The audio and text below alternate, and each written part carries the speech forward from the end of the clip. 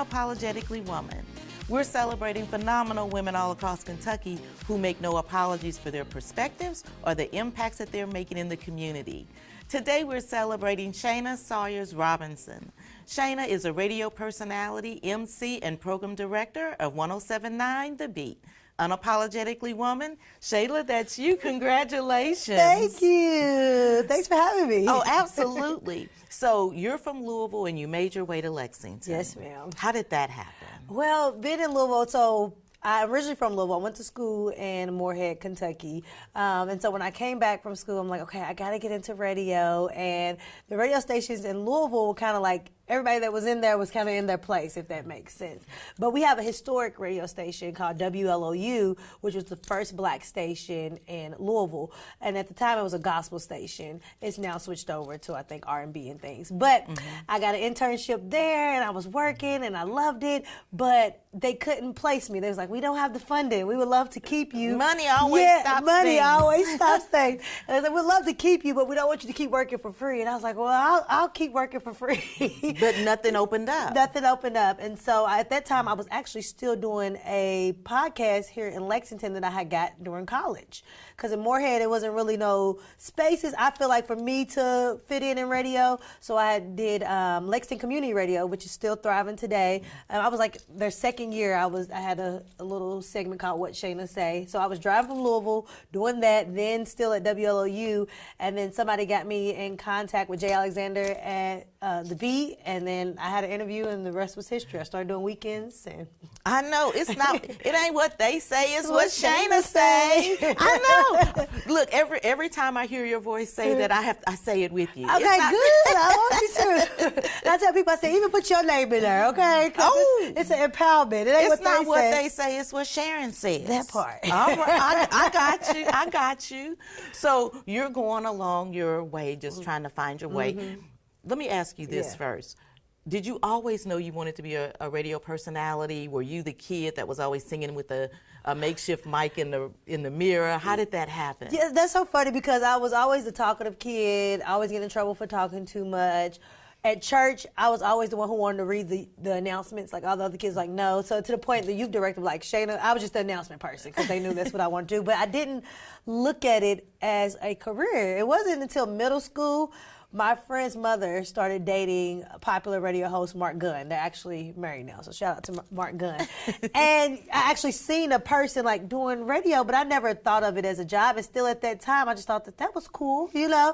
And so I went to college to be a nurse. This always cracks people up. And I remember telling like my aunties and them, I'm like, a nurse? I'm like, well, yeah, I can do traveling nurse. I can learn to speak Spanish and maybe get paid more. You can do all those things. Yeah. So then I'm in school, and I've always done well in school, but like my second year of college, I'm like, I don't like this.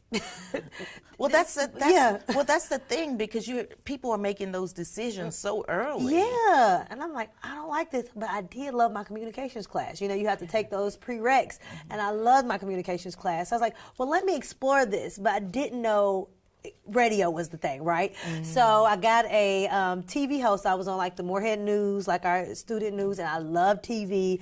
And then one of the guys was like, you have a great voice. You should try radio.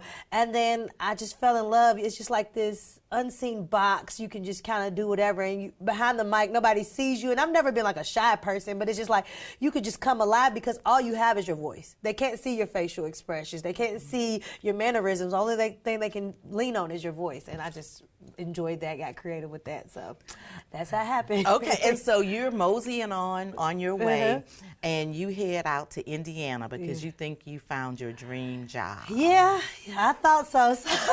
So I worked my way up at the Beat. I started off weekends and then got middays. And I've always wanted to go to a bigger market. And so I was like, my goal was a top 50 market.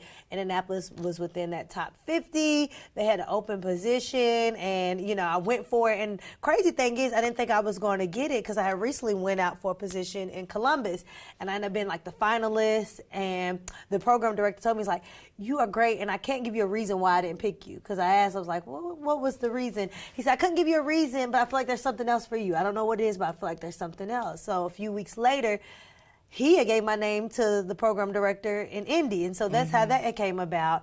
And I went up there, and it was great. I had a great time. Loved the station, loved the people I worked with, but company did a mass layoff.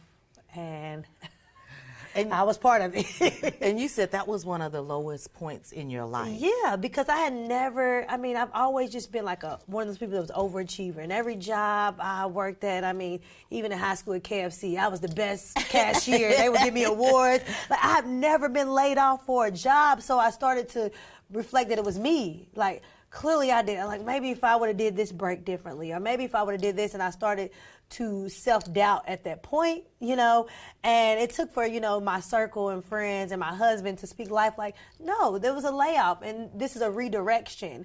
But I will say through my process of feeling that way, I always keep like a daily devotional that I was reading it, and even though at the time I might not have been believing it in myself, I was still like just trying to speak God's word over my life and like just hold on to God's promises. I was like, I know this ain't the end all be all for me. Like, I don't know what's next, but I know this can't be the end all be all. It's never the end. It's never the end, because now it's not what they say, it's what God says. Okay, yes. And through that process, I was able to write my own devotional because I was going through it, and I knew that is what got me through, honestly, was like reading the Word of God, and projecting it to myself, because you can read it all day long, but I had to really truly believe it, because at first I'm just saying it, and it was looking like, for hope. You know, literally something. And I remember crying like, God, just give me something. And he was like, I just need you to believe me. I need you to trust me. And so going through that process, that's all I can do. And within a short amount of time, you know, word got back to the state, my first, well, not first station, but my first full-time job, like, come back. I mean, with open arms, literally. And it was so crazy because when I lost the job, I had thought about calling them. I'm like, you know, because I was still doing voice work for them. We still kept a good relationship. But I was like, my pride and ego, I was like, no, you know, I can't call. But they called and was like, come back. And I was like, okay, I can come back. I was like, but, you know, do I want to come back at the same level? Do I want to come back? And, you know, we talked, and they was like, no, we was thinking this. You know, you've grown so much. Why don't you come back and actually program the station? And so that's how I came back, afternoon host and program director. Yes. That's how you have to do it. Yeah. Because everything is not going to be success all along the way. No, and I've learned that relationships is super important too. And I feel like I've always valued that, but I saw in real time how those relationships I had with LM Communications before I left led that open arms to come back, you know, because my communication was good with them, because we had a great rapport, and I value them as a relationship. And that showed me, like, you know, you can't go out burning bridges and doing things like that, which has never been in my character, but that really showed me how, you know, your relationship and how you treat people, it holds weight. Oh, it definitely matters, because if they didn't have a good relationship with you, they wouldn't have felt comfortable giving you a call. Exactly. You know, saying, hey, Shauna, Yeah. what you doing? Yeah. Get on back down here to Yeah. Lexington, you know. Yeah. And so all of that's important. Absolutely, absolutely. And it felt right. It felt good to come back. You know, at first I was like, will it be the walk of shame and all of this, you know, playing in your head. But, you know, once we set out everything and what my title and my goals and I was like, I'm ready.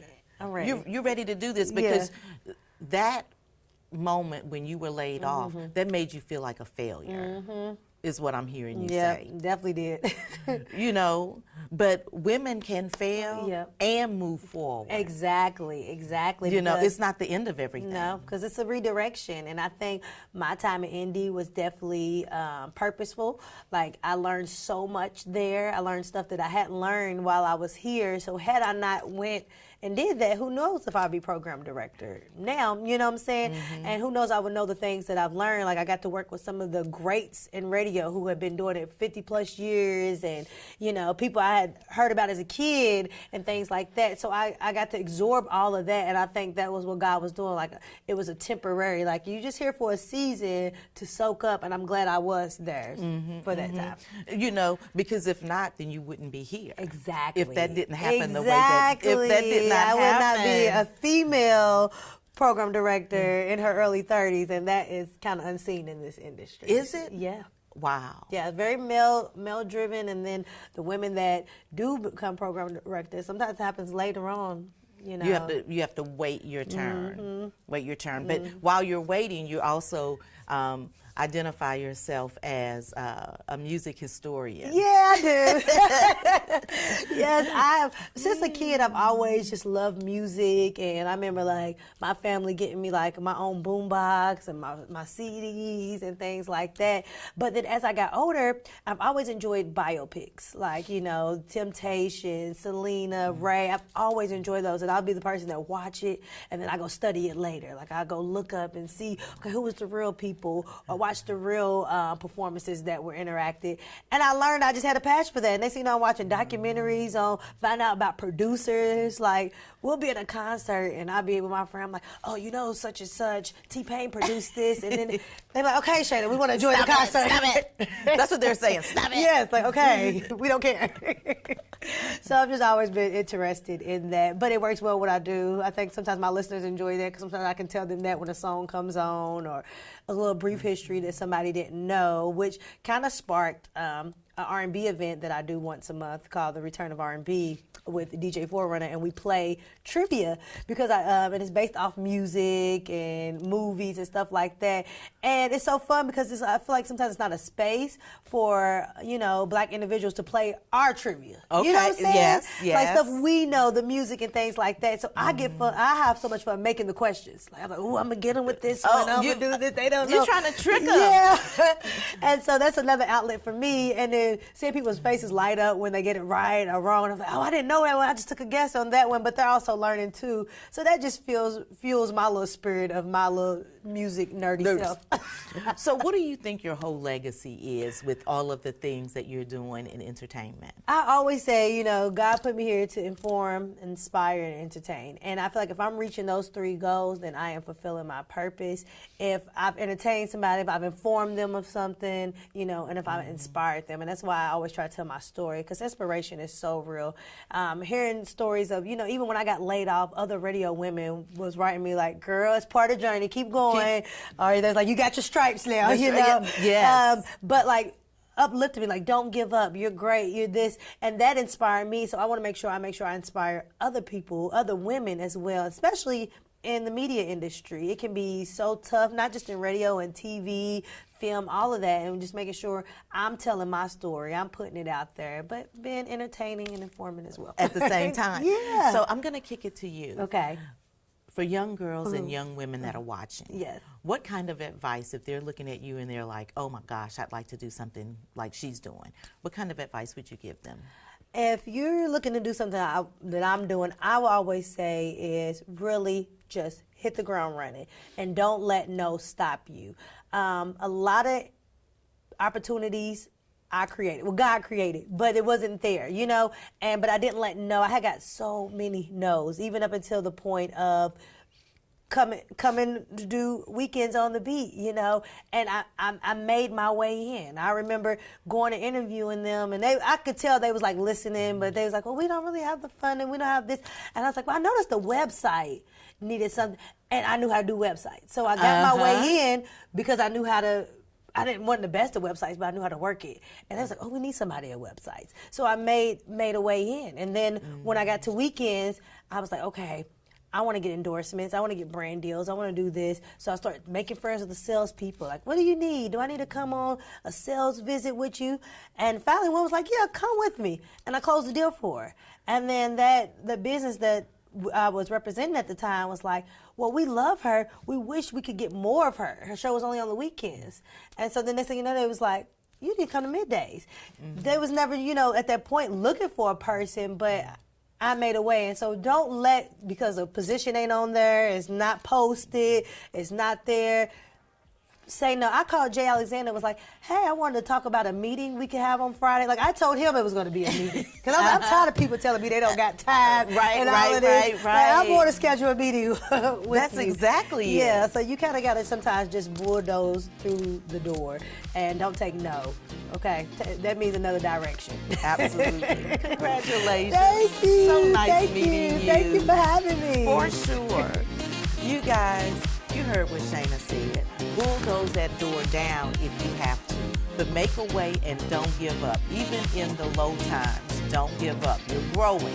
Just know you're growing. Continue to watch us as we celebrate other phenomenal women just like Shauna on Unapologetically Woman. I'll see you soon.